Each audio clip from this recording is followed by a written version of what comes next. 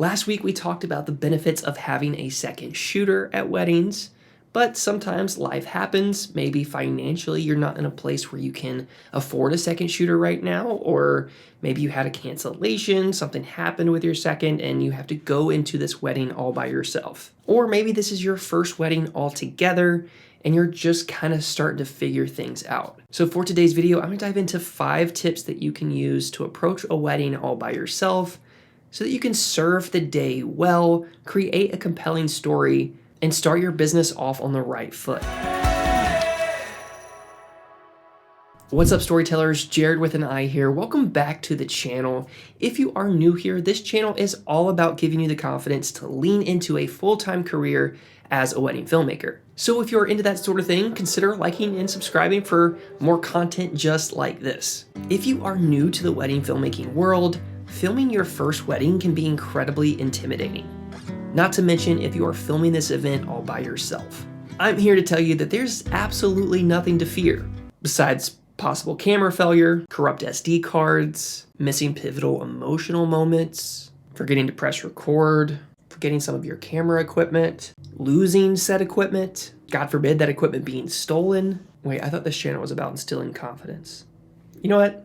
Let's rewind, scratch that. I'm actually gonna do an effect. I'm not gonna roll the effect. There's absolutely nothing to fear. All jokes aside, it's real easy to slip into a pattern of negative thoughts, especially with such a huge responsibility like filming a wedding. So let's dive into the first practical tip, and that is to plan ahead. Planning ahead for your first wedding should include, number 1, a Zoom call with the couple or the planner. We want to schedule this call at least 2 weeks before the wedding day and allow that last week really to be a celebratory week for your couple, where they're not taking any phone calls, they're not doing any last minute planning, they are just enjoying this time because they are getting married that weekend.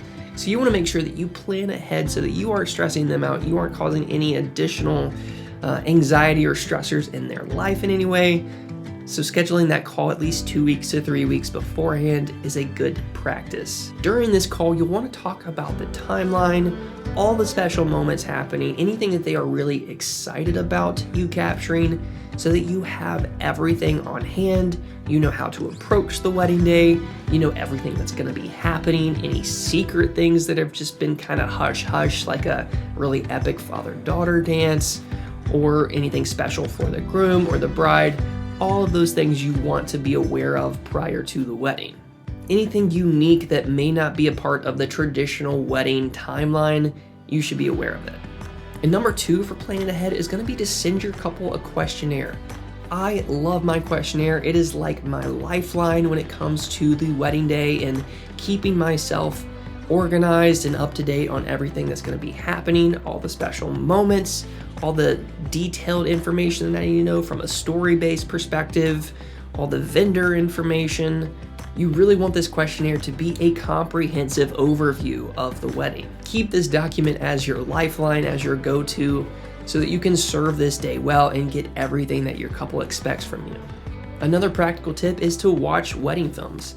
For me, I love to just get in that zone and watch other creatives that just inspire me and that really help me push the boundaries from a creative perspective. Trying new things, just watching wedding films in general that inspire you is a great way to just get in that creative mode and feel inspired to tackle the day. And the last tip for planning ahead is to arrive at the venue at least 30 minutes to an hour early. Arriving early is a great way to get ahead, set up all of your gear, set up lights for the reception, set up any tripods, so that when those moments do arrive on the wedding day, you already have that stuff set up. You can easily just navigate through these parts of the day efficiently, and you don't have to add any unwanted stressors of just having limited time of setting these things up later. This way you can be prepared for every outcome. Number 2 is to pack light and stay minimal. A minimal approach to filming is the best way, in my opinion, to navigate the wedding by yourself. Wedding days are stressful enough as a creative, and adding a long list of equipment that you have to be accountable for, that you have to worry about, just can create a bottleneck in this creative process. Adapting a minimalist mindset will allow for more creative freedom on the day because your mind isn't so bogged down by all this extra equipment, support gear, gimbals, etc. For example, the last wedding I shot by myself, it was just me, my camera, 24-70, and of course my Super 8. One of the biggest mistakes I made early on was thinking that I needed all of this gear to be a great filmmaker. I mean, not just like for my first wedding or not just filming a wedding by myself, but I mean, even like my first couple years into this industry. And really, you just want to practice the fundamentals. If this is your first wedding, practice those fundamentals, practice adaptive filmmaking, because for weddings, it's going to be important to master these areas before you consider adding more gear to your list. And if you are ever concerned from a story perspective of not having enough angles, the best second shooter is oftentimes a well-placed tripod. Number 3 is to shoot for the edit. If you've been filming weddings for a long time now, you've recognized the patterns at most traditional US weddings. And you know what shots you need from a story and edit perspective. So when it comes to your approach as a solo wedding filmmaker, it may feel tempting to shoot everything out of fear of not having enough coverage, but really less is more when it comes to storytelling. You can have 4 to 5 angles of one moment unfolding, but if it doesn't have any purpose or meaning behind of it, it's going to be pretty lackluster when it comes to your edit. I'd honestly prefer one long drawn out shot that has a ton of meaning behind of it, opposed to having 4 to 5 shots that don't. Not every moment from the wedding day will need to be included in your edit, so shoot for the edit and keep in mind what's most important for your couple. Now, if this is your first wedding and you're tackling this day all by yourself, it's okay to give yourself a little bit of grace, make mistakes, obviously not intentionally, but leave room for that so that you can learn the patterns, that you can learn what you need and what you don't. So in that regard, if it is your first wedding, consider shooting a ton of coverage so that you know, okay, I'm not gonna use this, I'm not gonna use that. I know I can be a bit more intentional at the next wedding I shoot. Number 4 is to make friends. When you film a wedding, you aren't just the couple's videographer. You are a part of a collective team that all has the same goal, and that is to serve. If you have a passion for storytelling and weddings are the avenue that you want to explore, the quickest path to success in this industry is to make friends. Treat everyone as if they are an extension of your team. Be kind, be communicative, and foster a collaborative spirit. First impressions are everything in this industry, and it can make the difference between getting a referral or making someone's blacklist. In all honesty, most vendors don't care if you're the best videographer or if your work is award-winning or not. Really, they care about if you're a good person to work with, if they feel that you are going to treat their client with the same care and attention that they would, and so they're going to recommend you a lot more. The greatest marketing tactic in the wedding industry is word of mouth and referrals. Couples seek recommendations from their planners, photographers, friends, and family. So if you are making friends and creating a lasting impression, you're going to win every single time, regardless of if your films are award-winning quality or not. The technique side of filming weddings will come over time, but one of the most important ones to master, in my opinion, is to make friends. So if you're looking for a nice read that has a lot of helpful information about this topic, if you are just not sure how to make friends, if you're kind of introverted like me and it's a little bit harder sometimes to be open and be more communicative, the book How to Win Friends and Influence People by Dale Carnegie is honestly one of my favorites. It's a great read. It's a lot of practical information that can help you approach a wedding day with that collaborative spirit and just get more involved and get out of your own head. So definitely consider picking this up. I will have it linked in the description below if you are interested. So what are some practical ways that you can make friends on a wedding day? Obviously, being a good communicator, being kind, fostering that collaborative spirit. Some practical tips that you can do this, maybe with a photographer, is being a good collaborator.